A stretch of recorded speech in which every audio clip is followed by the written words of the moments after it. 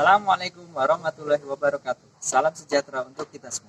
Perkenalkan, nama saya Nailul Autorus Pamungkas. Saya guru bahasa Inggris di SMP Al-Madinah Wonosobo. Kali ini saya ingin berbagi pengalaman bagaimana proses pembelajaran yang bisa kita lakukan selama masa pandemi. Selamat menyaksikan.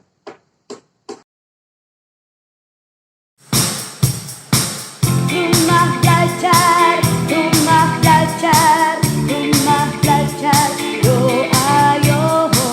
Rumah belajar,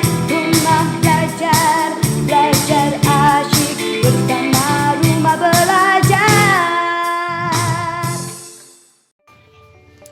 Jadi kali ini saya ingin membagikan bagaimana pengajaran selama masa pandemi, yakni pembelajaran jarak jauh.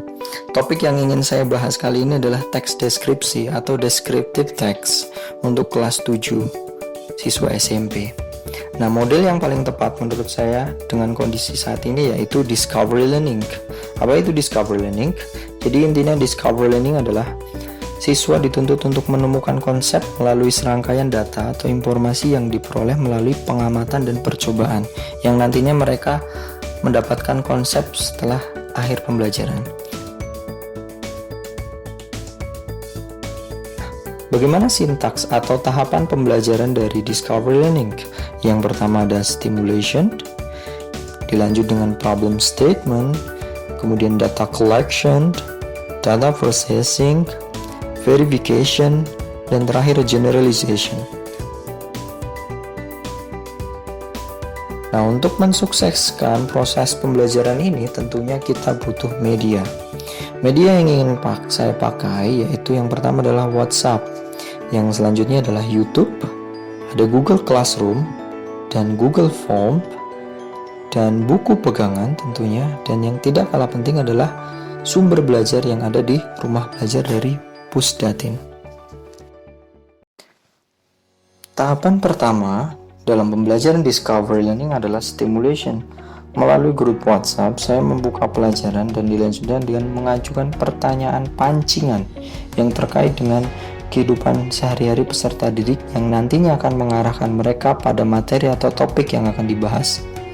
Pertanyaan pancingan tersebut akan mengantarkan siswa ke tahap selanjutnya, yakni problem statement.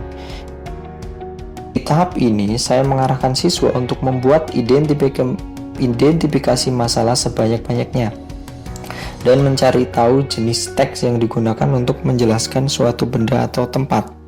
Selanjutnya, siswa diarahkan untuk mencari informasi terkait identifikasi masalah tersebut sehingga mereka menuju tahap selanjutnya, yakni data collection. Tahap ini, dalam data collection, saya membagi siswa menjadi beberapa kelompok yang setiap kelompok mendapatkan tugas untuk mencari informasi terkait teks deskripsi ke berbagai sumber belajar seperti YouTube, buku pegangan, sumber belajar yang tersedia di rumah belajar, dan selanjutnya tahap keempat, yaitu data processing, di mana peserta didik akan saya ajak untuk mengolah data yang telah mereka kumpulkan dari berbagai sumber tersebut. Pada tahap ini, peserta didik diajak untuk mengidentifikasi fungsi sosial, struktur, dan unsur kebahasan dari teks deskripsi tulis maupun lisan. Dan yang selanjutnya adalah tahap kelima, verification.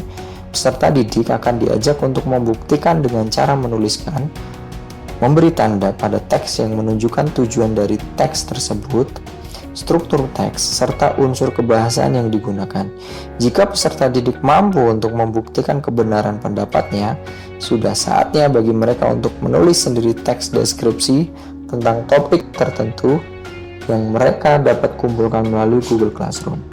Setelah melakukan semua aktivitas tersebut, peserta didik diharapkan dapat melakukan aktivitas tahap ketujuh, yakni menyimpulkan apa yang dimaksud dengan descriptive text, bagaimana membuat descriptive text yang baik.